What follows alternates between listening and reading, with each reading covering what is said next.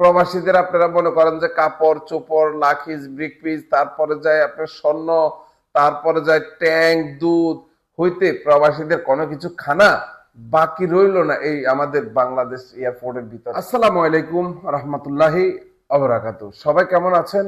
রমজান মোবারক, রমজানুল কারীম। আসলে আমার গুরুত্বপূর্ণ কিছু কথা, হয়তো বা আমার কথাটা গুরুত্ব কিংবা মূল্যায়ন কেবা দিবে, তারপরেও আমার ব্যক্তিগত কিছু কথা আমি সোশ্যাল মিডিয়া বা প্ল্যাটফর্মে বলে যেতে চাই। সে সিঙ্গাপুর প্রবাসী সিঙ্গাপুর থেকে আসার পর দীর্ঘ অনেক বছর পরে বাংলাদেশে আসার পরে আসলে কিন্তু আপনারা জানেন যে একজন প্রবাসী যদি দীর্ঘদিন 5-6 বছর 7 বছর পরে যদি বাংলাদেশে আসে, তাহলে কিন্তু বিশেষ করে উনি অবিবাহিত ছিল, বিভিন্ন স্বর্ণ গয়না নিয়ে এসেছে, কিন্তু তার বরাবরই স্বর্ণ, আপনার স্বর্ণর যে প্যাকেটটা আছে, প্যাকেট কিংবা বাক্স যেটা বলে না কেন, স্বর্ণের বাক্সের জায়গাতে রয়ে গেছে, কিন্তু স্বর্ণটা উধাও হয়ে গেছে।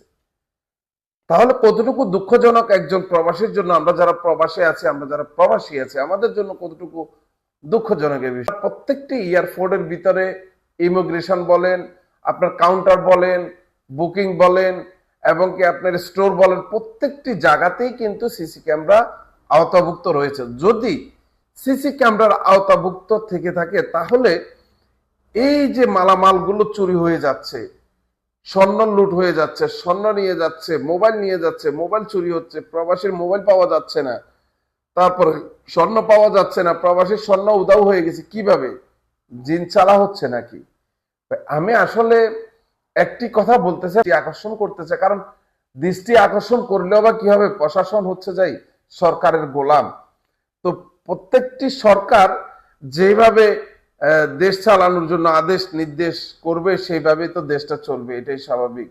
তবে ভাই একটি কথা বলতে চাই, প্রবাসীদের এই পরিশ্রমের টাকা, গয়না মোবাইল যাই বলেন না কেন, এদের ভিতরে এই জিনিসটার ভিতরে, মোবাইলের ভিতরে কিংবা স্বর্ণের ভিতরে তার বিভিন্ন স্বপ্ন লুকিয়ে থাকে। আমি বলতে চাই, আপনারা যারা এয়ারপোর্টে ইমিগ্রেশনে কিংবা কাউন্টারে কিংবা বুকিং এ কিংবা স্টোরে কিংবা আপনারা যারা বিমান থেকে মালামাল গুলো নামাচ্ছেন, তারা অন্তত পক্ষে একটু বিবেচনা করে এই প্রবাসীদের মালামাল গুলা সযত্নে তাহাদের কাছে পৌঁছিয়ে দেন। আর কত খাইবেন রে ভাই? বহুত খাইছেন হারাম। হারাম খাইতে খাইতে তো এই পর্যন্ত আপনারা আসছেন, আর কত খাবেন? যখনই ফেসবুক খোলা হয়, তখনই প্রতিনিয়ত একটা না একটা খবর আসে, অমুক প্রবাসীর বাংলাদেশ এয়ারপোর্ট থেকে এই জিনিসটা চুরি হয়ে গেছে। তাহলে আপনারা প্রশাসন কি করতেছেন? এখানে বৈশা আঙ্গুল চুষতেছেন নাকি অন্য কিছু করতেছেন? মালয়েশিয়ান প্রবাসী ভাইটা যেভাবে কান্নাকাটি করতেছে, খুবই দুঃখজনক।